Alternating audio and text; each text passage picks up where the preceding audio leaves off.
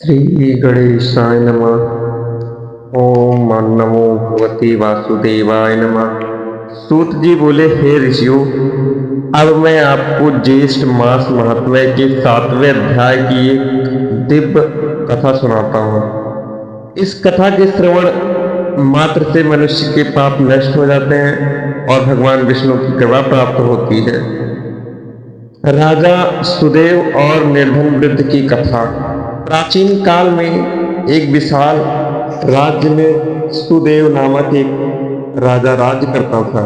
वह प्रजा का पालन तो करता था, परंतु उसे अपने वैभव और शक्ति का बहुत अभिमान था। वह बड़े बड़े यज्ञ करता था, किंतु दीन दुखियों की सेवा और जलदान को महत्व नहीं देता था। एक बार ज्येष्ठ मास की प्रचंड गर्मी पड़ रही थी। सूर्य की तपन से धरती जल रही थी। उसी समय एक वृद्ध ब्राह्मण प्यासा और थका हुआ राजा के महल के द्वार पे पहुंचा। वृद्ध ने कहा, राजन, मुझे बहुत प्यास लगी है, कृपया थोड़ा जल प्रदान करें। राजा उस समय अपने दरबार में व्यस्त थे। उसने सेवकों से कहा, इसे कहीं और भेज दो, अभी मेरे पास समय नहीं है। निराश होकर वृद्ध वहां से चला गया। कुछ दिनों बाद राजा में एक महान तपस्वी साधु आए और राजा ने उनका स्वागत किया। उनसे अपने राज्य की समृद्धि का रहस्य पूछा। साधु बोले, राजन, तुम्हारे राज्य में धन तो है, लेकिन करुणा नहीं है। तुमने एक प्यासे वृद्ध को जल नहीं दिया है। ज्येष्ठ मास में जलदान का महत्व हजारों यज्ञों से भी अधिक बताया गया है। राजा को आश्चर्य हुआ। उसने पूछा, क्या केवल जलदान न करने से इतना बड़ा दोष लग सकता है? साधु बोले, हाँ राजन, ज्येष्ठ मास में प्यासे को जल पिलाना स्वयं भगवान विष्णु की सेवा के समान माना गया है। साधु के वचन सुनकर राजा को अपनी गलती का एहसास हो गया और उसने पूरे राज्य में जल सेवा का अभियान चलाया। हर मार्ग पर प्याऊ बनवाए और यात्रियों के लिए शीतल जल और छाया और भोजन की व्यवस्था की गई। भोजन और गरीबों को अन्न, वस्त्र और दक्षिणा दी जाने लगी।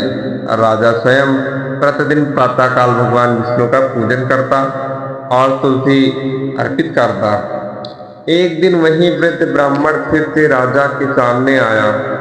इस बार राजा तुरंत सिंहासन से उतर गया, उनके चरण धोए, आसन दिया और शीतल जल तथा भोजन अर्पित किया। तभी वृद्ध का रूप बदलने लगा, उनके शरीर से दिव्य प्रकाश निकलने लगा। राजा ने देखा कि वे कोई साधारण ब्राह्मण नहीं, स्वयं भगवान विष्णु हैं। भगवान बोले, राजन, पहले तुम अहंकार में थे, इसीलिए मेरी परीक्षा में असफल हुए, लेकिन अब तुम्हारा हृदय बदल गया है। तुमने ज्येष्ठ मास का महत्व समझ लिया है। भगवान विष्णु ने प्रसन्न होकर कहा, जो मनुष्य ज्येष्ठ मास में जलदान, अन्नदान और भगवान विष्णु का स्मरण करता है, उनके घर में कभी दरिद्रता नहीं आती। जो इस मास में प्यासे को जल पिलाता है, उसे अनेक यज्ञों का फल प्राप्त होता है। यह कहकर भगवान अंतर्ध्यान हो गए। राजा सुदेव ने जीवन भर धर्म और सेवा के कार्य किए।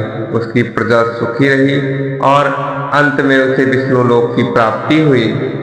कथा का संदेश यह है कि ज्येष्ठ मास में जलदान सबसे श्रेष्ठ दान माना गया है। अभिमान मनुष्य का सबसे बड़ा शत्रु होता है। दीन दुखियों की सेवा करने से भगवान प्रसन्न होते हैं। भगवान विष्णु सच्चे भक्तों की परीक्षा अवश्य लेते हैं। जो श्रद्धा पूर्वक इस अध्याय का पाठ या श्रवण करता है, उसे भगवान विष्णु की कृपा, सुख, समृद्धि और अंत में मोक्ष की प्राप्ति होती है। तो बोलिए श्री लक्ष्मी नारायण भगवान की जय। बोलिए ज्येष्ठ मास महात्म्य की जय। हरि बोल, हरि बोल। जय श्री राधे, जय श्री कृष्णा।